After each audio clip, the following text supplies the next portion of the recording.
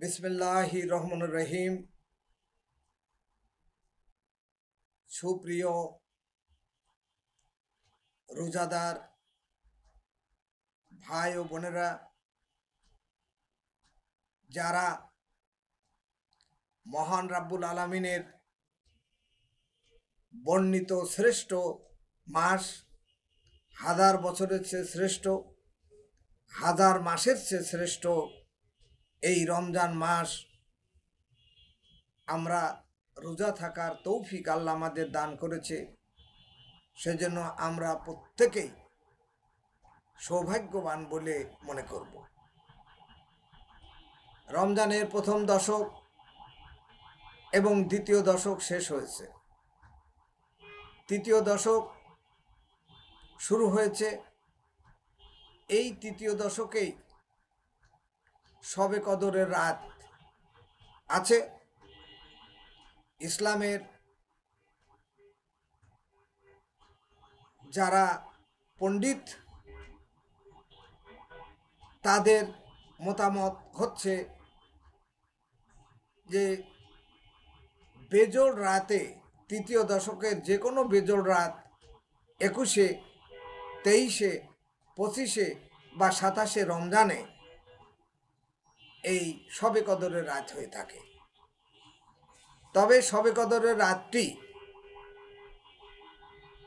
সর্বান্তকরণে সর্বসম্মতভাবে 27 রমজানকেই বিবেচনায় নেওয়া হয়ে থাকে। এই 27 রমজানে আমাদের অনেক ভাই পুরুষ মানুষ তারা মসজিদে ইতেকাফে বসেছেন, ইতেকাফ শুরু করেছেন। আল্লাহকে পাওয়ার জন্য তারা জীবনের সংসার ধর্মের বস্তুগত সকল বিষয় ত্যাগ করে আত্মিক বিষয় লাভ করার জন্য মসজিদে বসেছেন। তবে ইতেকাফের বিষয়ে আমাদের দেশে নারীদের মধ্যে ইতেকাফ করার বিধান খুব বেশি একটা চালু নেই। যদিও রসুল পাক সাল্লাল্লাহু আলাইহি সাল্লামের স্ত্রীগণ ইতেকাফ করতেন। মা আয়েশা রাদিয়াল্লাহু আনহু থেকে বর্ণিত, নবী করিম সাল্লাল্লাহু আলাইহি সাল্লামের মৃত্যুর পরে তার পবিত্র স্ত্রীগণ ইতেকাফ করতেন। সহিহ বুখারী হাদিস 2036, সহিহ মুসলিম হাদিস নাম্বার 1172। আমাদের দেশে নারীরা খুব কম ইতেকাফ করে থাকেন।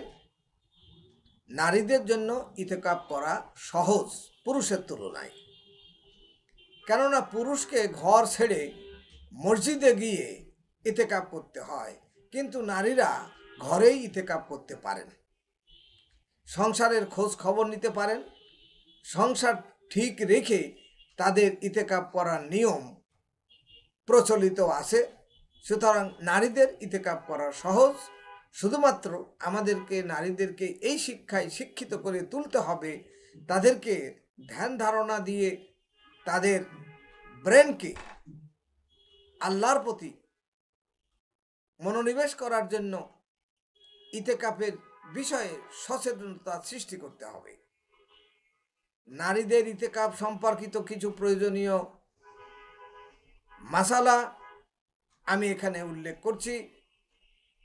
পুরুষরা মহল্লার মসজিদে ইতেকাফ করলেও পুরা মহল্লাবাসী দায়মুক্ত থাকবে। আর নারীরা ঘরে ইতেকাফ করলেও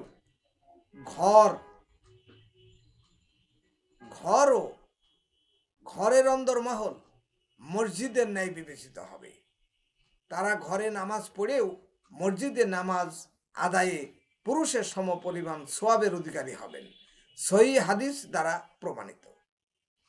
যেন নারী বেশি সওয়াব হাসিল করার আশায় মসজিদের দিকে ধাবিত না হয়, সেই জন্য নারীদের ঘরে নামাজ পড়লেও মসজিদের সমতুল্য সওয়াব অর্জন করা যাবে বলে হাদিসে উল্লেখ করা হয়েছে। নারীরা তাদের ঘরে নামাজ আদায়ের জন্য নির্ধারিত স্থানে ইতেকাফ করবেন। উমদাতুল কারি 11/148, মিরকাতুল ফাতি 4/1446, এরকম অনেক রেফারেন্স দেওয়া যাবে। তো সেই জন্য আমরা যারা আমাদের স্ত্রী কন্যা রয়েছে তারা সবাই যেন ঘরে ইতেকাফ করার প্রয়োজনীয় ব্যবস্থা গ্রহণ করে, কারণ এই সাময়িক দুনিয়ার কথা আমরা চিন্তা করে বেঘরে আছি। সুতরাং আল্লাহর কথা চিন্তা করে এই মাত্র সামান্য কয়েকদিন ইতেকাফ করলে আমরা অশেষ সওয়াবের ভাগী হতে পারবো, অশেষ সওয়াব অর্জন করতে পারবো, অতীতের গুনাহ মাফ করার সুযোগ পাবো। সুতরাং ইতেকাফ করার জন্য মুসলিম নারীদেরকে আমি বিনীতভাবে অনুরোধ করছি যে শুধু রোজা থাকলে হবে না, শুধু না খেয়ে থাকলে হবে না। রোজা থাকলাম, না খেয়ে থাকলাম, অনেক পশারি সাজিয়ে ইফতারি করলাম, কিন্তু গুনাহ মাফের জন্য কোনো কাজ করলাম না। এই গুনাহ মাফের জন্য যেন তারা ইতেকাফ করেন, এই প্রার্থনা করে আমার এই বক্তব্য ভিডিওটি শেষ করছি। আল্লাহ হাফেজ।